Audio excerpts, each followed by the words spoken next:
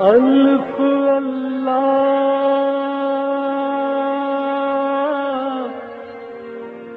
چنبے دل بوٹی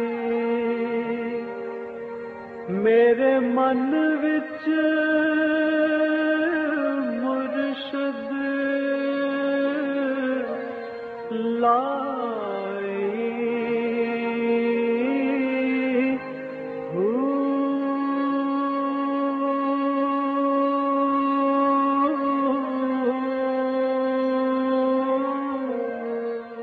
بسم اللہ الرحمن الرحیم۔ السلام علیکم۔ پروگرام المرشد اور میں ہوں منور عتیق۔ ناظرین محترم، آپ کے سوالات ہیں اور رہنمائی کے لیے ہمارے ساتھ موجود ہیں ہمارے بہت ہی محترم جناب حضرت امیر محمد اکرم اوان صاحب۔ آپ سلسلہ نقشبندیہ و ویسیہ کے شیخ ہیں، مترجم قرآن ہیں، مفکر قرآن ہیں، شاعر ہیں، ادیب ہیں، بہت سے حوالے ہیں آپ کے تعارف کے۔ حضرت جی بہت شکریہ، آپ نے وقت دیا۔ سوالات کا سلسلہ شروع کرتے ہیں جاوید لاہور سے۔ یہ بڑا ایک کامن سا سوال ہے اور بڑا اچھا سوال ہے۔ یہ کہتے ہیں کیا مرشد کے لیے سید ہونا ضروری ہے یا اس کے علاوہ بھی کوئی مرشد ہو سکتا ہے، یا جس کو عام اصطلاح میں یہ کہا جاتا ہے کہ جی پیر، کہ میں نے پیر پکڑ لیا یا میں نے بیعت کر لی۔ الحمدللہ رب العالمین والصلاة والسلام علی حبیبہ محمد وآلہ وصحبہ اجمعین۔ اعوذ باللہ من الشیطان الرجیم، بسم اللہ الرحمن الرحیم۔ ایک سادہ سی بات، سید کا معنی ویسے تو سردار ہے، جو بھی کسی قوم کا ساتھ سردار ہو، لیکن یہ لقب نبی کریم صلی اللہ تعالیٰ علیہ وآلہ وسلم کی اولاد کے لیے مختص کر دیا گیا۔ صحیح، یعنی آپ کی آگے جو اولاد چلی انہیں سید کہا گیا۔ تو حضرت علی کرم اللہ وجہ الکریم چوتھے خلیفہ بھی تھے اور سارے عالم اسلام کے سربراہ بھی تھے اور شیخ بھی تھے، پیر بھی تھے، سب کچھ تھے۔ صحیح، تو وہ سید تو نہیں تھے۔ صحیح، حضور اکرم صلی اللہ علیہ وسلم کی اولاد سے تو نہیں تھے۔ صحیح، ان کی اولاد سید ہے۔ ٹھیک ٹھیک ٹھیک، حسنین کریمین سید ہیں، بالکل صحیح، بالکل صحیح۔ نبی صلی اللہ علیہ وسلم کی اولاد سے ہیں اور حضور نے انہیں اپنایا، اولاد ہیں، لیکن حضرت علی اولاد تو نہیں تھے۔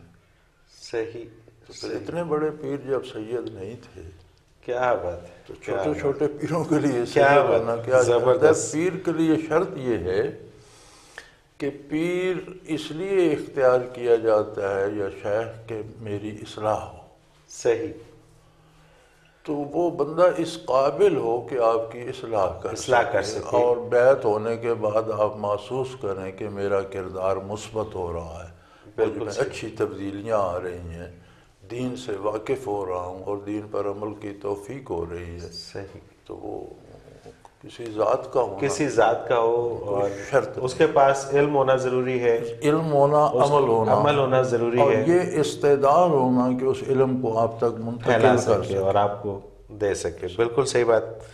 ایک اور سوال حضرت جی، یہ بھی بڑا زبردست سوال ہے، سہیل انور ہیں گجرانوالہ سے۔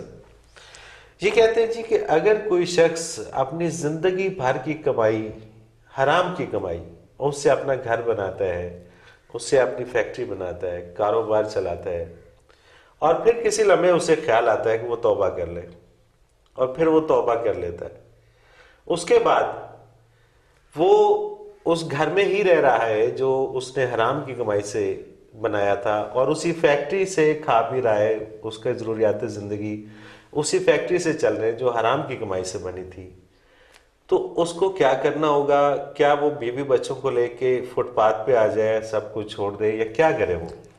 توبہ سے مراد یہ ہے کہ جو ہو چکا وہ ہو چکا، صحیح، آئندہ نہ کرے، بالکل صحیح، رک جائے۔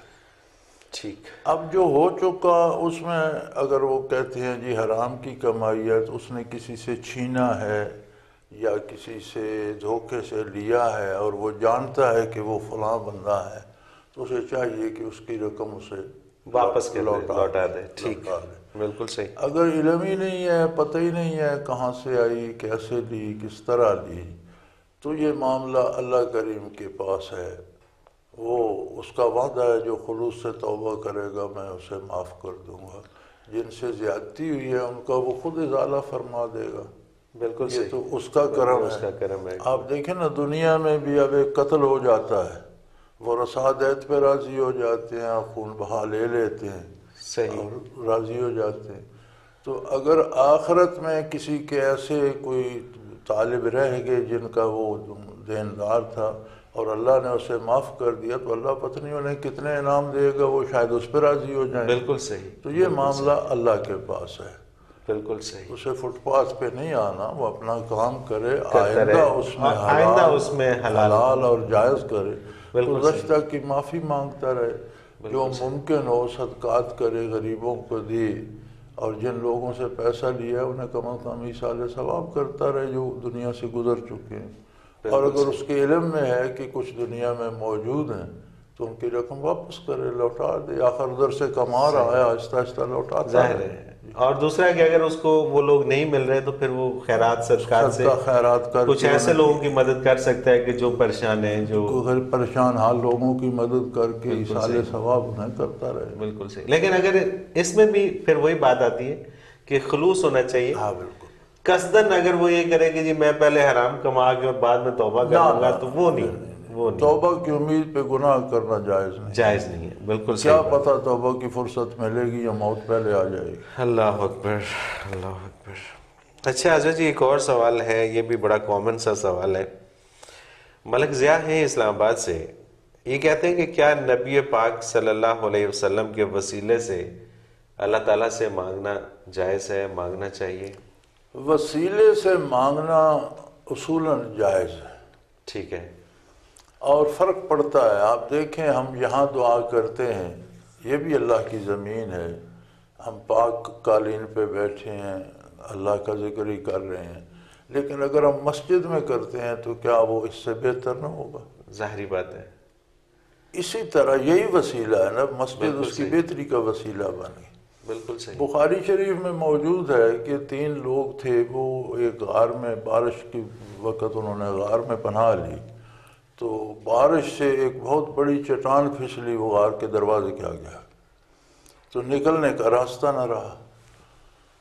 اب جب انہوں نے باہر نکلنا چاہا، بارش وغیرہ تھم گئی تو کوئی راستہ ہی نہیں تھا، اور چٹان اتنی بھاری تھی کہ وہ اسے ہلا ہی نہیں سکتے تھے۔ تو انہوں نے کہا بھی اللہ سے دعا کرتے ہیں، تو انہوں نے اپنے اپنے اعمال، ایک نے جو نیکی کی تھی اس کے خیال میں اس نے اس کا واسطہ دیا، اس کا وسیلہ اختیار کیا کہ اس کے وسیلے سے میرا، دوسرے نے اپنی کوئی نیک عمل کا وسیلہ دیا، تیسرے نے اپنے کسی، تو وہ چٹان ہٹ گئی، راستہ بن گیا۔ صحیح۔ اب اعمال بھی تو مخلوق ہیں، بالکل صحیح، بالکل تو صحیح۔ مخلوق کا وسیلہ تو وسیلہ آ گیا، بالکل آ گیا۔ پھر نبی کریم صلی اللہ علیہ وسلم کا وسیلہ تو سب سے اعلیٰ ہے اور بہترین ہے، اور وسیلہ تو ضرور اختیار کیا جائے، لیکن یہ بھی دھیان رکھا جائے کہ حضور کی اطاعت بھی کی جائے۔ بالکل صحیح۔ عملی زندگی میں آپ اطاعت نہیں کرتے، مصیبت پڑتی ہے تو وسیلہ کرنے لگتے ہیں، تو وہ بھی بے نیاز ہے، وہ جانتا ہے کہ تمہیں وسیلے سے تعلق کتنا ہے۔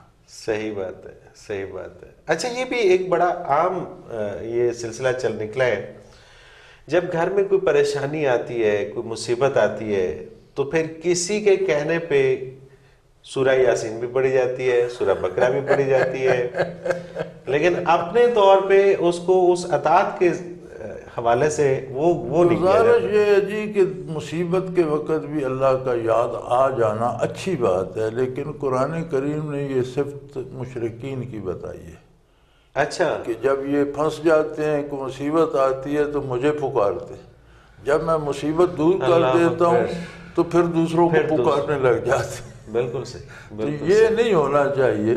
اگر مصیبت کے وقت آپ نے قرآن پڑھنا شروع کیا ہے یا دعا مانگنی شروع کی ہے تو مصیبت ٹل جائے تو پھر شکر بھی تو کریں، شکر بھی کریں، پھر شکر بھی کریں اور اس کو اور کنٹینیو کریں۔ شکر کی بہترین صورت عملی اطاعت ہے۔ سبحان اللہ۔ آپ عملاً اطاعت نہیں کرتے، زبانی الحمدللہ الحمدللہ کہتے رہیں تو وہ تو شکر نہیں ہے، ناشکری ہے کہ آپ اطاعت نہیں کرتے۔ بالکل اطاعت نہ کرنا ناشکری ہے، تو اچھی بات ہے، مصیبت اگر پہلے اللہ یاد نہیں، مصیبت میں یاد آ گیا تو اچھی بات ہے، لیکن پھر وہ مشرکوں والا رویہ نہ ہو کہ مصیبت کٹ جائے تو بھول جائے. صحیح. مصیبت کٹ جائے تو پھر اس پہ قائم رہے، اس یاد اللہ کو اور نماز روزے کو اور اطاعت کو قائم رکھے، تو پھر تو ایک بڑا اچھا طریقہ ہے. وہ مصیبت اس کے لیے تو راحت بن گئی، تبدیلی کا سبب بن گئی. لیکن ہوتا یہ ہے کہ ہم مصیبت میں بھی خود نہیں پڑھتے، جی ہاں، وہ بھی کسی اور کی ذمہ داری لگا دیتے ہیں، اور ٹھیک ہو جائے تو بھول بھال جاتے ہیں. تو یہ رویہ مشرکین کا ہے، کفار کا ہے. بالکل صحیح بات ہے. بلکہ وہ بھی یہ ہم نے رکھے ہوتے ہیں، لوگ رکھے ہوتے ہیں کہ یہ پیسے لے لے جتنے مرضی، لیکن یہ پڑھنے پڑھانے والا کام آپ ہی کریں. یہ ہمیں کوئی مسئلہ نہیں ہونا چاہیے، پریشانی نہیں ہونی چاہیے، پیسوں کی فکر نہیں ہے، وہ آپ لے لیں. محمد اویس ہے لاہور سے، یہ کہتے ہیں جی کہ میرا ایک دوست ہے جس کے گھر کے حالات ٹھیک نہیں تھے، کافی پریشانیاں تھیں، تنگ دستی تھی، لیکن اس وقت اس کے جو پیرنٹس ہیں وہ اس کو باقاعدہ طور پہ حلقہ ذکر میں بھیجا کرتے تھے. اب اللہ تعالیٰ نے ان پہ کرم کیا اور اس ذکر کی وجہ سے، اس کی برکت کی وجہ سے ان کے حالات بہت ٹھیک ہو گئے ہیں. اب وہ امیر لوگوں میں شامل ہو گئے ہیں. لیکن اب ان کے جو اس دوست کے جو پیرنٹس ہیں وہ اس کو حلقہ ذکر میں جانے سے روکتے ہیں، اور وہ کہتے ہیں کہ ذکر گھر میں بھی ہو سکتا ہے، وہاں جانے کی ضرورت نہیں ہے. کیا اس کو اپنے پیرنٹس کے کہنے پہ رک جانا چاہیے یا جانا چاہیے؟ کیا اس کے حوالے سے حکم ہے؟ والدین کی بہت عظمت ہے، بہت عزت ہے، اور والدین اگر خدا نہ کرے غیر مسلم بھی ہوں تو بھی والدین ہونے کی حیثیت ان کی قائم رہتی ہے.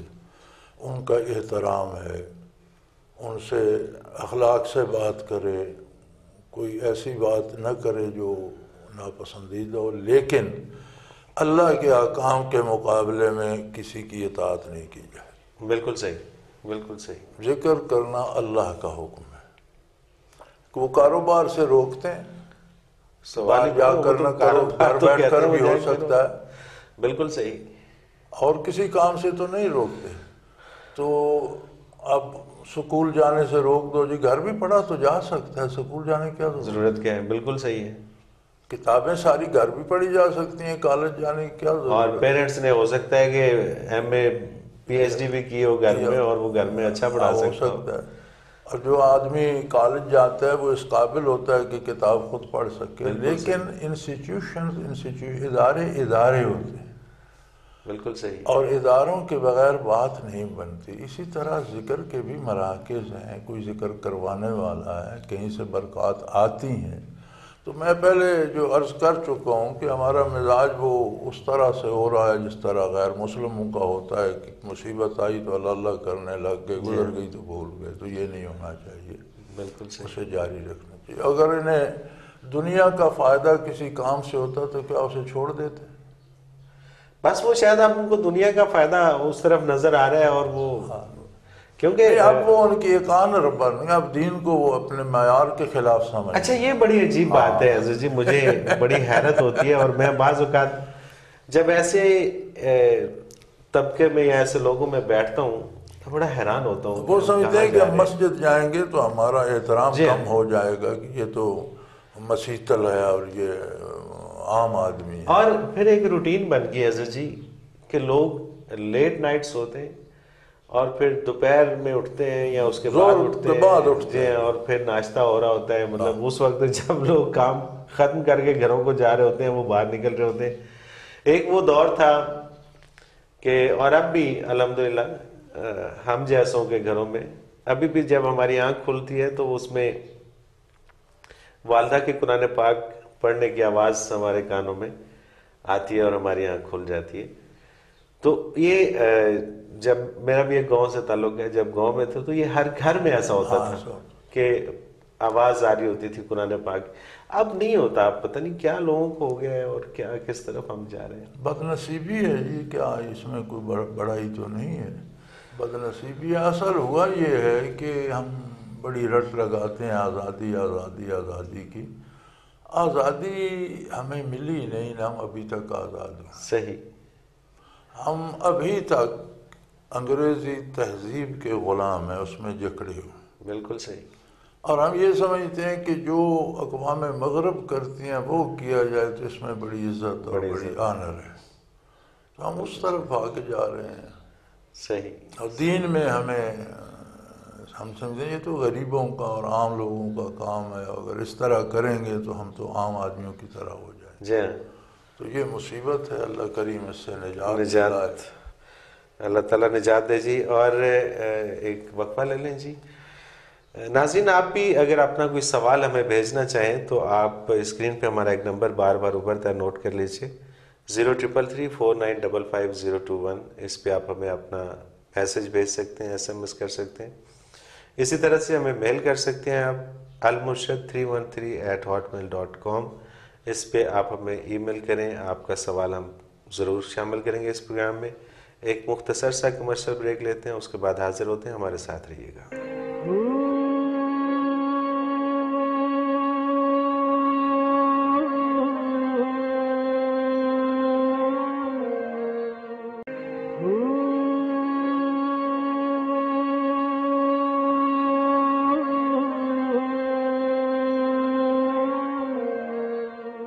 پروگرام میں ایک بار پھر خوش آمدید ناظرین، آپ کے سوالات ہیں اور رہنمائی کے لیے ہمارے ساتھ موجود ہیں ہمارے بہت ہی محترم جناب حضرت امیر محمد اکرم افغان صاحب۔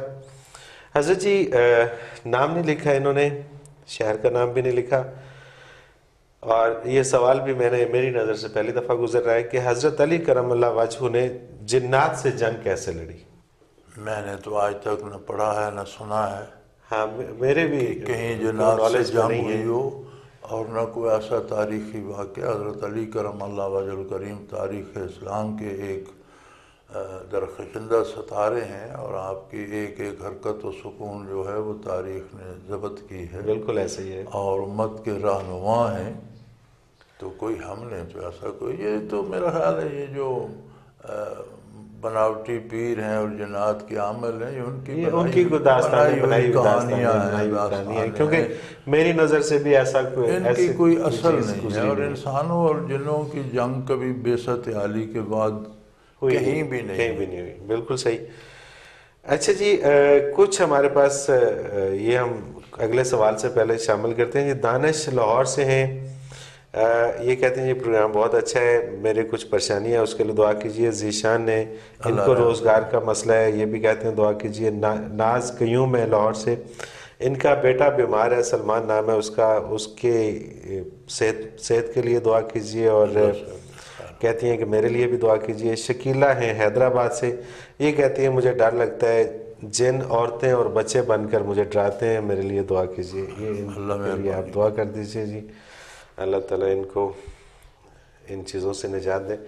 احمد رضا چکوال سے، یہ کہتے ہیں کہ جی کافی عرصہ سے میرے ذہن میں ایک سوال ہے، پہلی مرتبہ کسی سے پوچھنے کی جرات کر رہا ہوں، اور وہ یہ کہ یوم حشر سزا و جزا کا فیصلہ اعمال کی بنیاد پر ہوگا، پھر شفاعت فرمانے کا کیا مطلب ہے؟ شفاعت فرمانے کا یہ مطلب ہے کہ جن لوگوں کا ایمان سلامت ہوگا گناہگار ہوں گے، ایمان ہی نہیں تو شفاعت سے تو محروم ہو گئے۔ صحیح، عقیدہ درست ہے، ایمان پر موت ہوئی، اعمال میں کمی ہے، تو ایسے لوگوں کی انبیاء علیہ السلام، اولیاء اللہ، بعض کی اپنے چھوٹے بچے معصوم جو فوت ہو جاتے ہیں، بعض کے جو مشائخ نیک لوگ ہوتے ہیں، صحیح، حافظ قرآن جس طرح سے، تو وہ سفارش کریں گے کہ یا اللہ اس سے غلطیاں ہوئی، اسے معاف کر دے، آگے اللہ کی مرضی۔ تو شفاعت سے مراد یہ ہے کہ جس کا عقیدہ ہی دنیا میں ختم ہو گیا، اسلام کی صحیح عقیدہ ہی نہیں، وہ تو شفاعت سے محروم ہو۔ اچھا، جس کا عقیدہ، اچھا عقیدے میں، اور کہتے ہیں کہ جو کلمہ گو ہے، جس نے ایک دفعہ کلمہ پڑھ لیا ٹھیک ہے، وہ جنت میں جائے گا، بالآخر وہ جنت میں جائے گا۔ اس میں کیا کلمہ گو ہونے کا مطلب یہ ہے کہ اس کے دل کو اس کلمے پہ یقین بھی ہو۔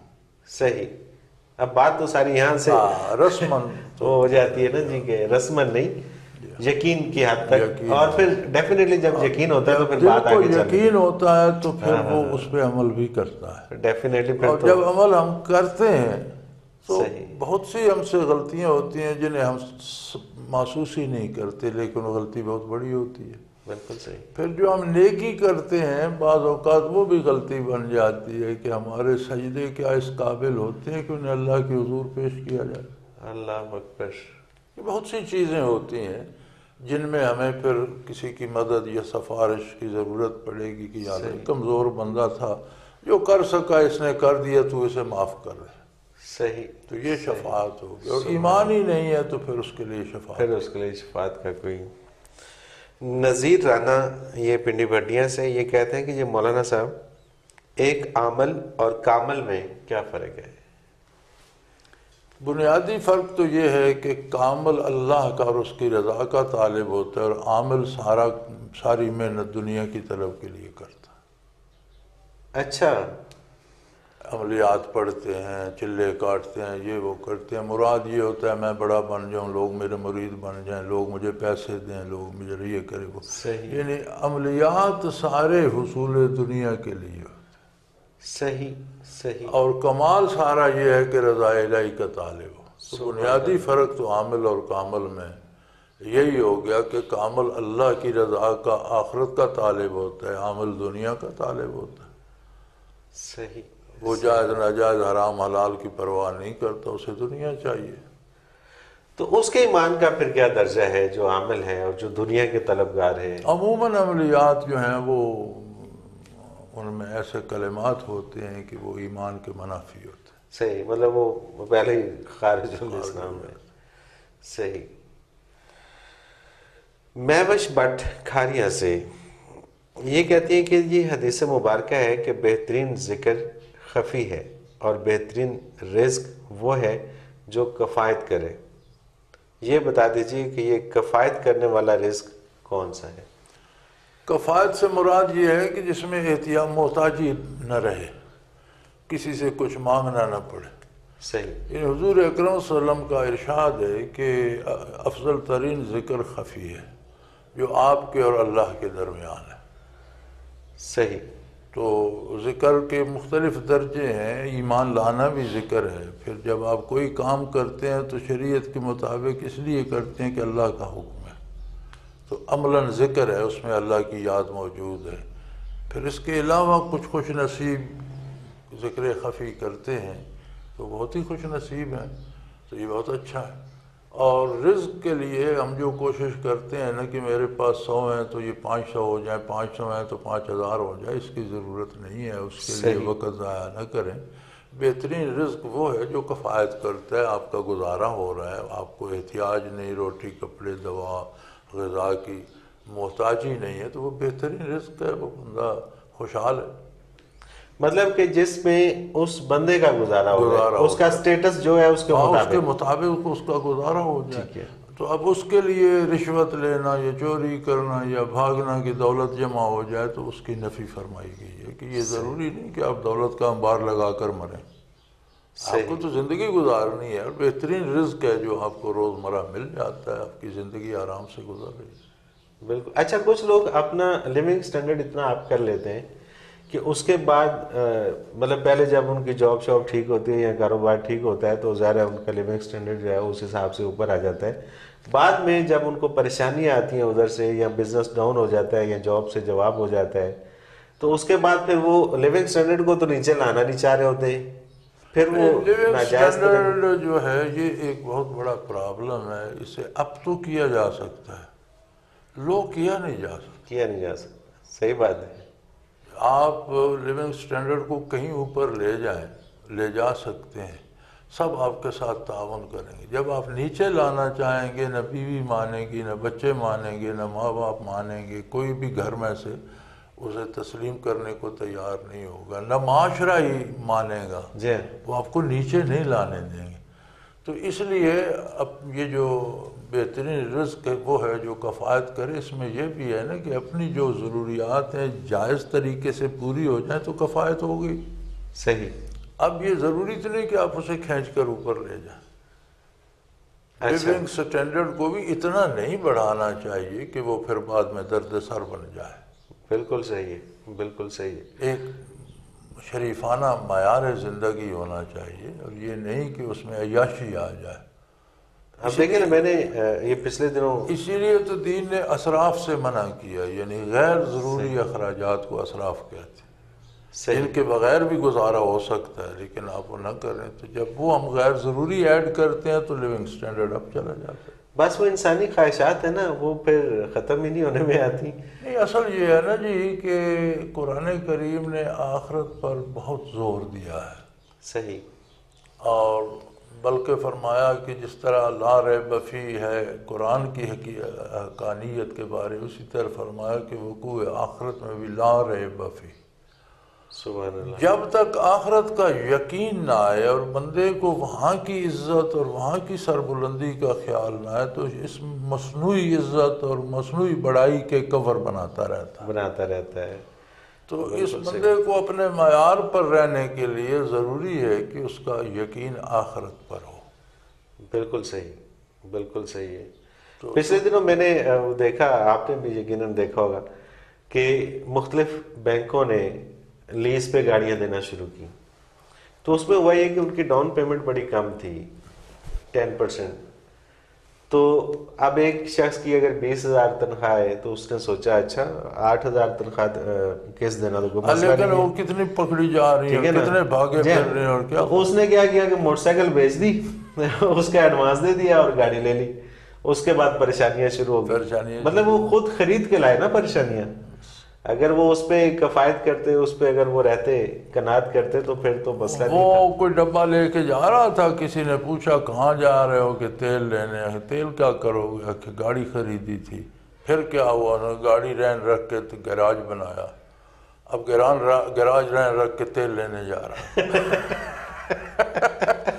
بس یہی ہوتا ہے، اس کی ضرورت کیا ہے؟ تو بہت ساری اس کا مطلب ہے پریشانیاں ہم خود پالتے ہیں، خود دعوت دیتے ہیں، خریدتے ہیں۔ آپ کے دائرۂ کار میں یا آپ کی جو آپ کی انکم ہے اس کے اندر نہیں ہے، اسے کیوں آپ چھیڑتے؟ بالکل صحیح بات ہے۔ اللہ نے آپ کو دیا ہے تو اس کے اندر ضرور کریں، صحیح، لیکن جتنی اپنی حیثیت ہے اس کے معیار کے مطابق کریں۔ اور یہ ہونا تو یہ چاہیے نا کہ یار جیسا میں ہوں، اگر اس حلیے میں، اس حالات میں، ان حالات میں اگر آپ کو قبول ہوں تو مجھ سے دوستی کر لو، نہیں تو رہنے دو۔ الحمدللہ جی، میں نے دنیا کے سفر کیے ہیں، جاپان سے ویسٹ کوسٹ امریکہ تک اور چین سے افریقہ تک، صحیح، ساری جگہ پھرا ہوں، شلوار قمیض ویسٹ کوٹ اور پگڑی۔ صحیح، ماشاءاللہ، پوری دنیا میں لوگ میری عزت کرتے تھے یار۔